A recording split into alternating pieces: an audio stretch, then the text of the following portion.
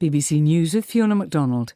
Israel's rescue agency says that they have found 260 bodies strewn across the site of a music festival that came under attack in the early stages of Saturday's offensive by Palestinian Hamas gunmen. Some festival goers are thought to be among more than 100 hostages taken back to Gaza by the militants. The military say over 700 Israelis have been killed in the 2 days of fighting. Health officials in Gaza say more than 400 Palestinians have been killed so far by Israeli airstrikes.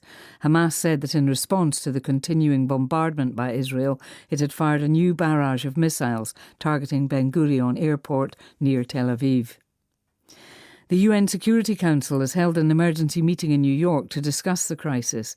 The UN Middle East envoy called on all countries to exert diplomatic efforts to restore calm.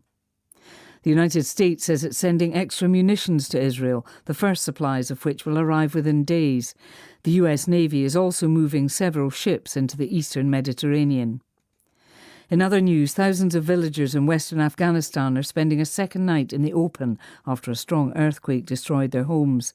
The UN says more than 1,000 people were killed in the disaster in Herat province. Tens of thousands of people have demonstrated in the Spanish city of Barcelona against potential amnesties for Catalan separatist leaders. The politicians were involved in a failed bid for independence 6 years ago. Indian officials say that at least 77 people are now known to have died in the floods which struck the northeastern states of Sikkim and West Bengal on Wednesday. And the Kenyan athlete Kelvin Kiptum has shattered the men's marathon world record in Chicago. He finished in 2 hours and 35 seconds. Kiptum has only run 3 marathons as a professional. BBC News. The world in 2 minutes at 22:30 GMT.